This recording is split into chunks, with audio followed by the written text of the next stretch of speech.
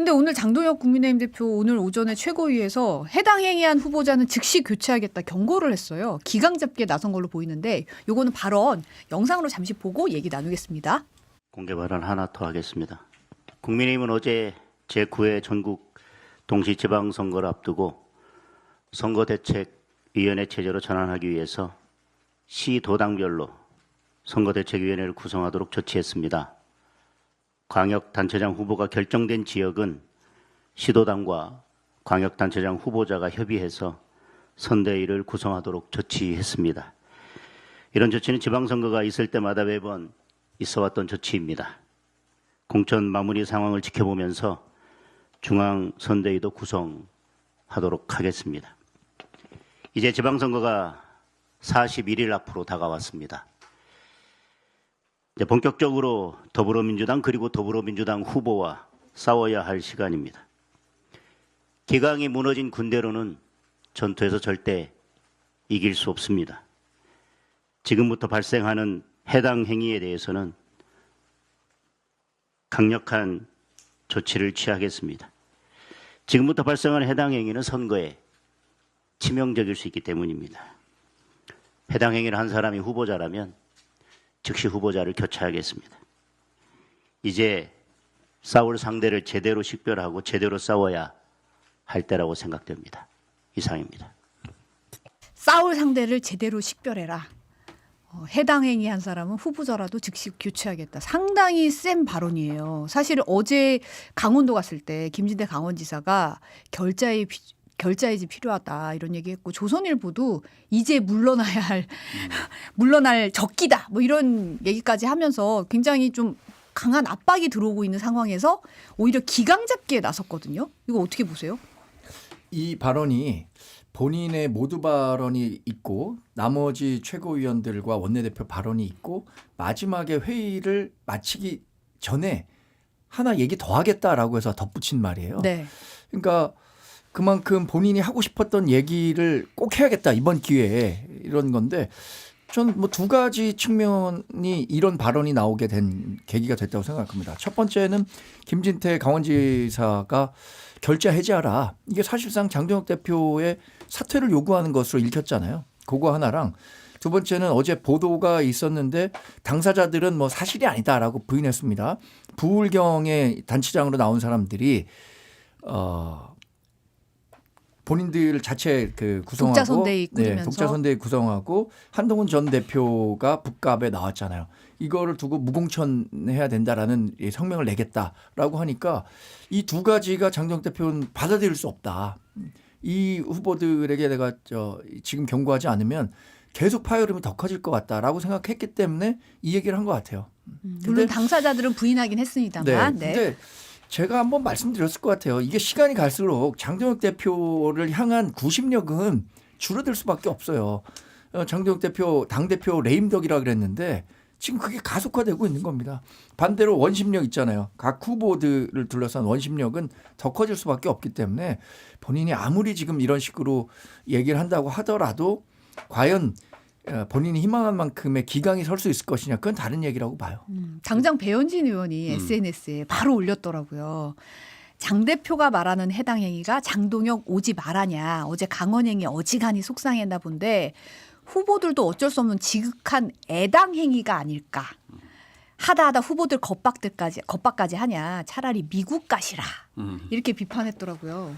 어제 강원도 갔을 때 결자 해지라는 말이 나왔잖아요. 네. 근데 그 말에 저는 긁혔던 것 같고 기강을 이렇게 잡는다고 해서 전 잡힐 것 같지 않습니다. 왜냐하면 그냥 리더십이나 지도력 자체가 지금 붕괴되어 있는 상태예요.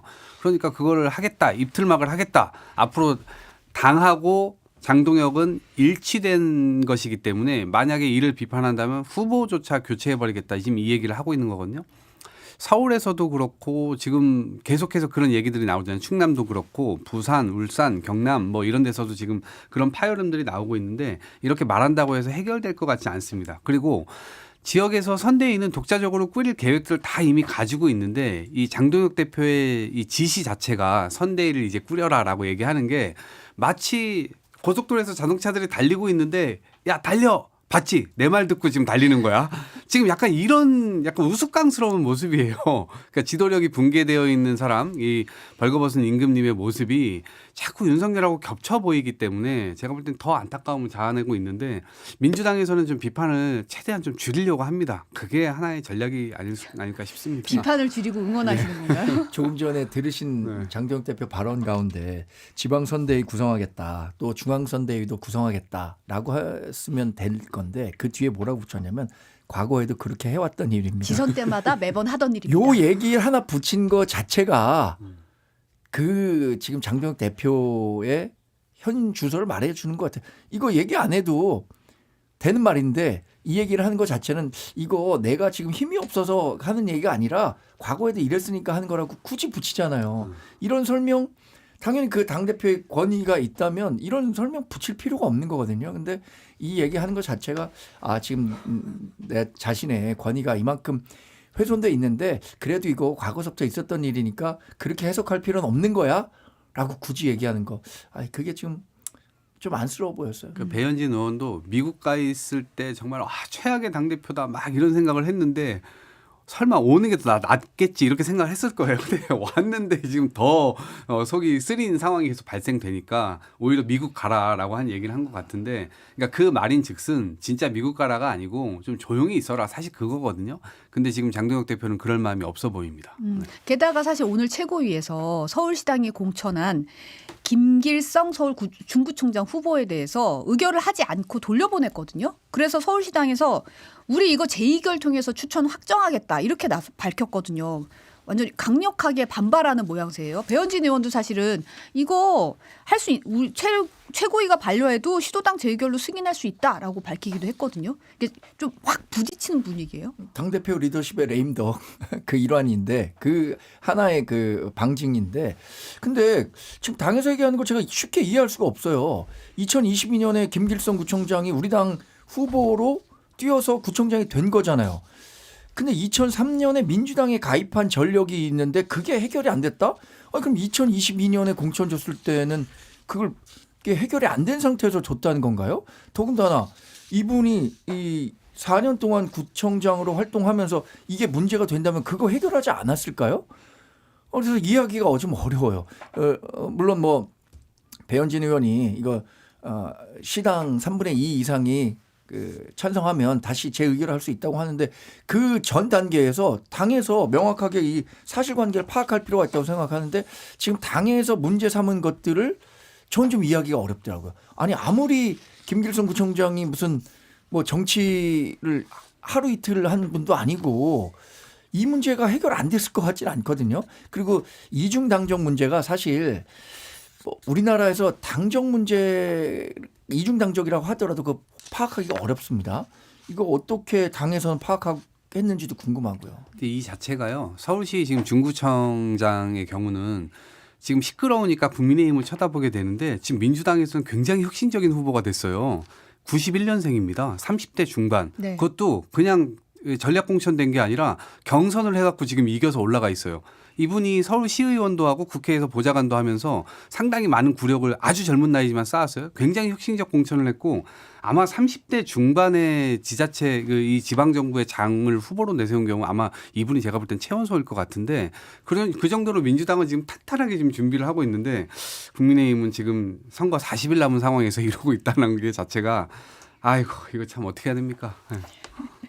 오늘 나온 여론조사 하나 볼게요. 엠브레인 퍼블릭, 캐스텔 리서치, 코리아 리서치, 한국 리서치가 지난 20일에서 22일 전화면접 조사한 MBS 전국지표조사 정당 지지도가 나왔는데 더불어민주당이 48%, 국민의힘이 15%로 나타났습니다. 자세한 내용은 중앙선거 여론조사심의위원회 홈페이지 참조하시면 될 텐데 국민의힘 지지율이 창당 이래 최저치를 기록했더라고요.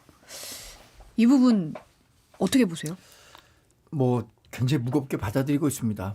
이 낮은 지지율이 장동혁 대표 한 사람만의 책임은 아닐 겁니다. 뭐 윤석열 전 대통령의 불법 계엄 그리고 탄핵 그 과정에서 윤석열 전 대통령이 나를 밟고 가라 이런 식으로 국민의힘이 새로 살 길을 좀 모색해 줬었어야 하는데 그러지 않았고요. 그리고 장동혁 대표는 그러지 않은 상황에서 본인을 당대표로 만든 그 강경 지지자들의 염원 이것을 사실 뛰어넘었어야 되는데 그 뛰어넘지 못하고 거기에 편승한 거 이런 것들이 복합적으로 작용했다고 생각합니다. 여기에 그러면 장동혁 대표가 가는 길이 좀 잘못됐으니까 새로운 길로 가자. 우리 새로운 길을 모색하자라고 쓴소리를 하고 장동혁 대표에게 계속해서 뭐 경고음을 내줬어야 하는 우리 당내 중진 의원들 그분들의 목소리도 부족했던 것도 사실이라고 할 수밖에 없습니다.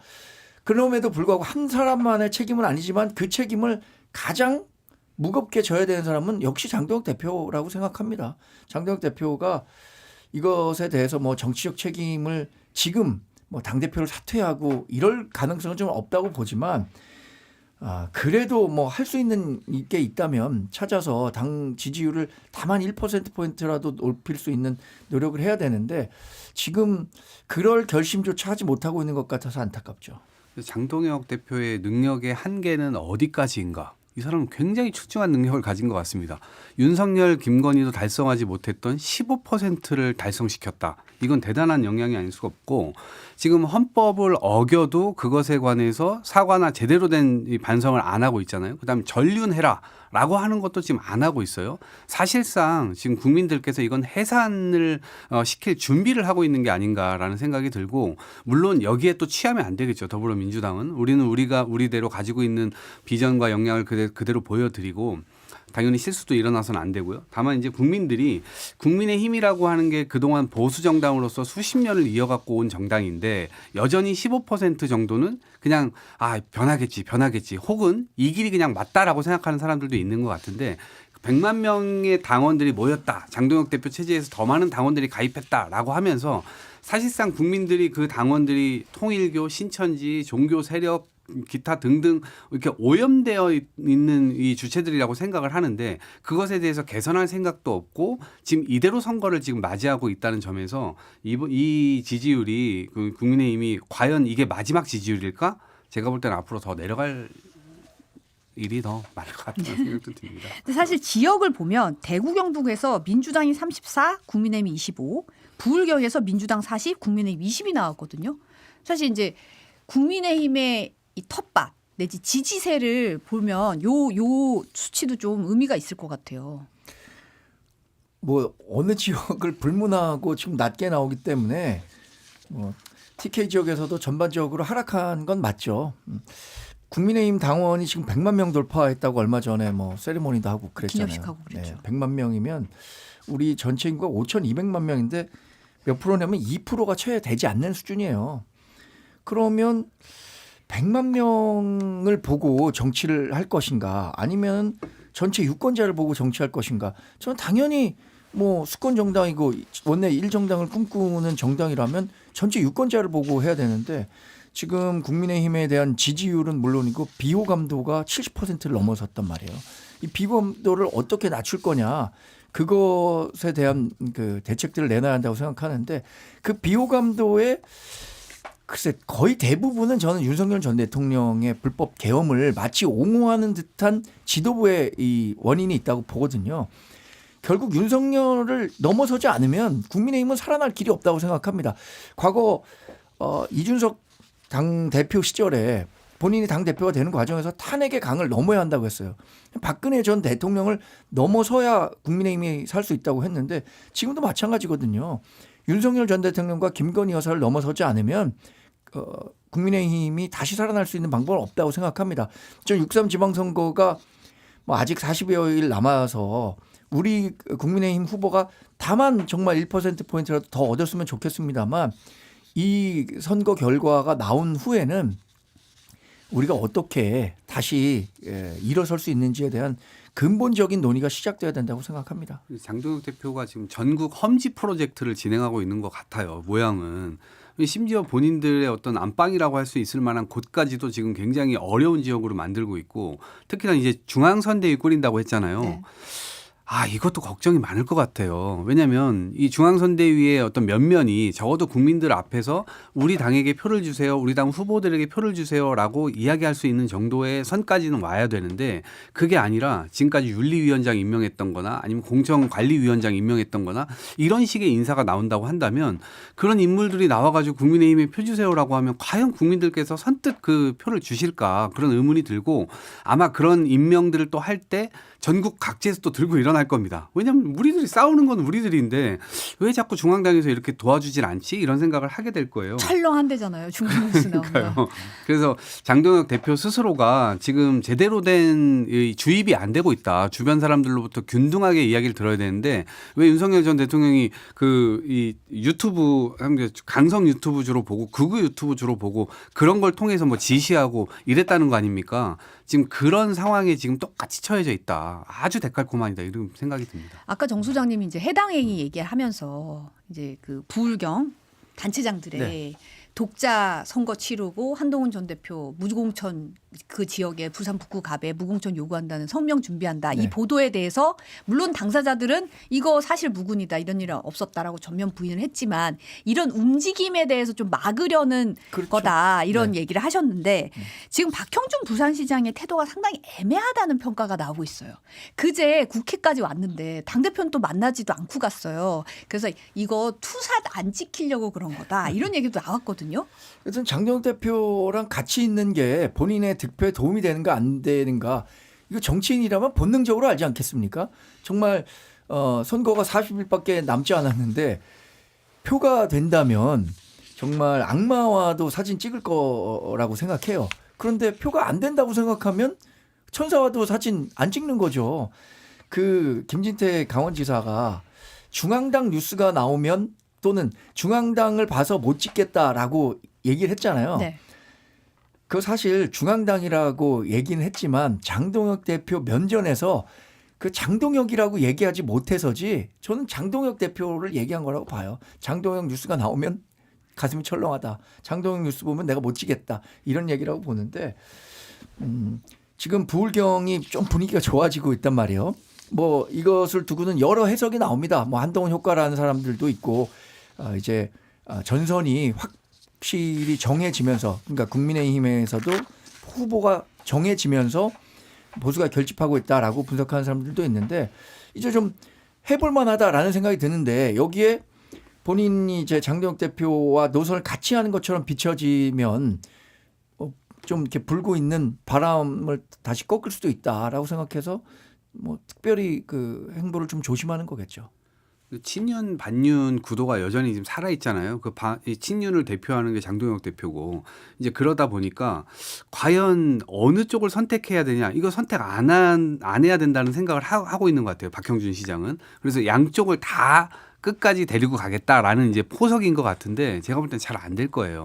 왜냐하면 유권자들은 그 분명히 알고 있고 이분이 뭐 구력이 오래돼가지고 실제로 어떻게 처신해야 되는지를 능수능란하게 하시는 분이긴 하지만 적어도 부산 시민들도 그렇고 부울경 다 마찬가지일 겁니다. 대통령과 각을 세우는 정당에 그것도 정상적이지 않은 정당에 표를 줘가지고 우리 지역에 얻을 게 있을까?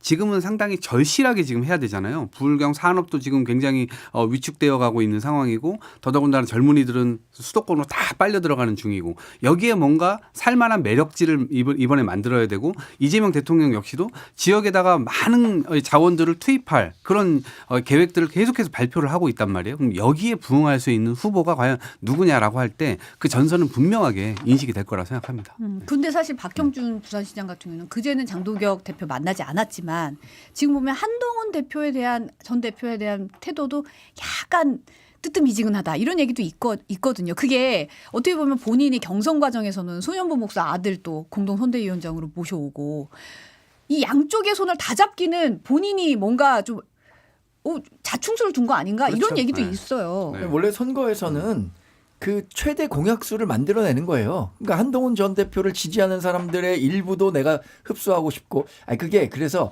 성공하면은 정말 절묘한 전략이었다라고 평가를 받는 거고, 실패하면 그렇게 간보다가 선거 진 거 아니냐 이런 냉혹한 평가가 있을 수 있는데 지금은 여하튼 박형준 시장은 그 정치적인 줄타기를 하고 있다고 봐야겠죠.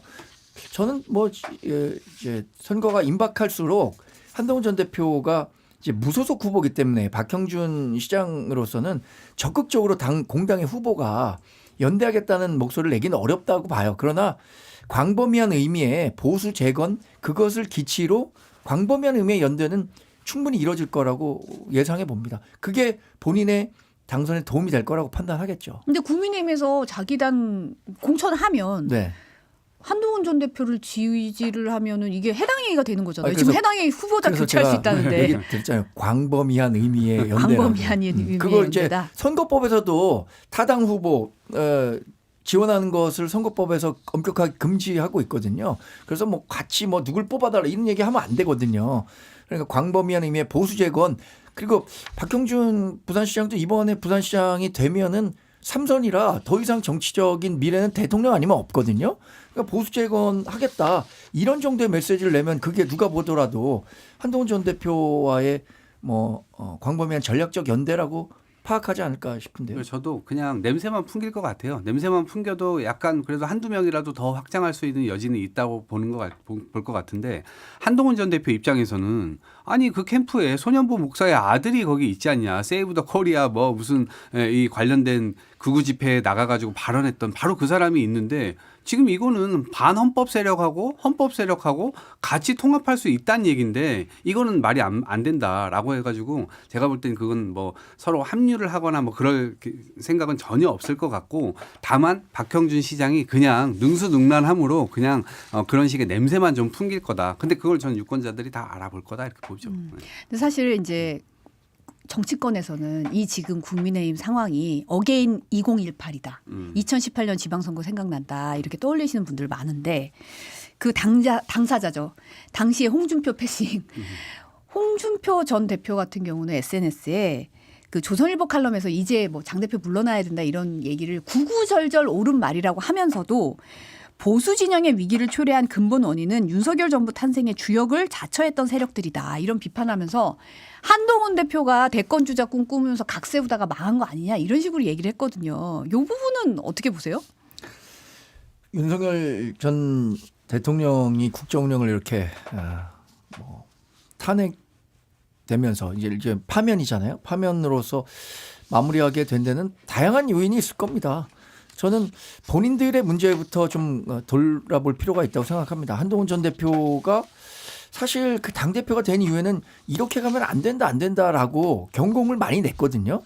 그런데 그렇게 해도 된다라고 했던 분들도 많이 있어요. 그중에 대표적인 분이 당시 대구시장했던 홍준표 전 대구시장이고 왜 그랬을까요? 그때 당시에 본인이 총리를 할 수 있다라는 기대감 때문에 윤석열 전 대통령이 그 민심과는 다소 동떨어진 방향으로 국정 운영을 한다고 하더라도 거기에 이런 반구 쓴소리 한번 하지 못했던 거잖아요. 그러니까 지금 누구누구 뭐 탓한다 이런 건 전 의미가 없다고 생각하는데 사실 그러려면은 그럴 시간에 어떻게 국민의힘이 다시 일어설 수 있을까, 보수정당이 일어설 수 있을까 여기에 대한 얘기를 해 주시는 게 좋을 것 같아요. 과거 물론 뭐 누구 하나 책임 없는 사람은 없을 거예요. 저도 그때 당시에 국민의힘 당 대변인을 했었으니까 보수 정권이 이렇게 철저히 그 국민으로부터 외면받는데 일말의 책임은 있겠죠.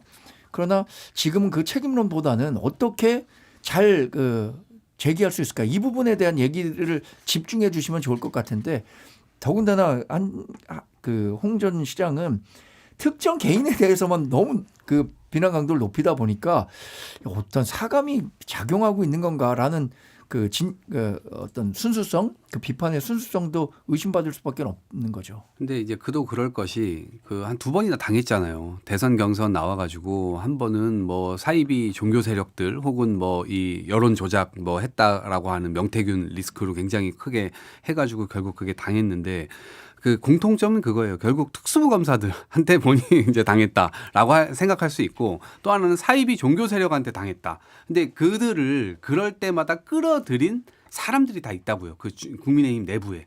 이제 그러다 보니까 그런 것과의 결별이 너무나 어렵고 여전히 그들이 국민의힘 내부에서 그 세력을 형성하고 있기 때문에 이거를 어떻게 할 수가 없을 거예요. 근데 이제 외곽에 나가서 어차피 본인은 이제 국민의힘도 탈당했겠다. 비판을 계속해서 자유롭게 하고 있는 겁니다. 저는 그런 만큼 상당히 객관적으로 지금 하고 있다라는 이제 생각이 오히려 들고 오히려 또 부정선거 세력도 있잖아요. 네. 그러니까 그러한 정치가 그러한 세력들과 계속해서 손을 잡고 이상한 일들을 벌이기 때문에 국민들께서도 그거는 이제는 투명하게 다 보이는 거죠. 다만 홍준표 시장이 굉장히 쉬운 언어로 지금 해석을 해주고 계시다 이렇게 보입니다. 다행인 거는 홍 전 시장이 부정선거 얘기는 하지 않으니까 다행인 것 같습니다. 근데 이런 와중에 한동훈 전 대표가 그 12.3 비상계엄 해제 표결 당시에 신동욱 의원이 본회의장 이탈을 권했다고 폭로를 했잖아요. 박정원 의원도 오늘 KBS 라디오 인터뷰에서 신 의원이 당시 줄기차게 나가자고 했다. 그래서 실제로 부산에 있는 한 의원이 나갔고 신 의원도 표결 때 나간 걸로 알고 있다. 그래서 18명이 표결을 했다. 그러니까 원래 20명 정도 있었는데 신 의원이 줄기차게 나가자고 했고 그래서 같이 2명이 나가는 바람에 18명이 계엄 해제 표결에 참여한 거다. 이렇게 얘기를 했거든요. 이 부분은 어떻게 보십니까? 저는 한동훈 전 대표가 가끔 폭로를 이렇게 하잖아요. 저는 믿을만 하다 봅니다. 왜냐하면 지난번 나경원 의원이 찾아와가지고 재판 이거 진행되고 있는 거 이거 무마해달라라고 본인이 여러 차례 계속 확인을 해줬잖아요. 그게 너무 기절초풍할 일이었는데 이것도 마찬가지예요. 신동욱 의원은 심지어 그 날 계속 전화를 하면서 주고받고 있으면서도 그 현장에 있었거든요. 본회의장에 있었어요. 있었는데도 불구하고 본인이 마치 이 밖에 있었던 사람들은 뭐 담을 넘지 못해서 투표를 못한 것이지만 실제로 다 인정한다 하더라도 본인은 그 현장에 있었으면서도 투표를 안 했어요. 그리고 지금 한동훈 전 대표가 얘기한 대로 폭로한 대로 이런 이야기들 했을 겁니다. 왜냐하면 한쪽으로 똑같이 행동을 해야 된다라고 생각했는데 그러면 그때 이 역사의 이 순간에서 한쪽으로 선택을 해야 된다면 어느 쪽이 맞습니까?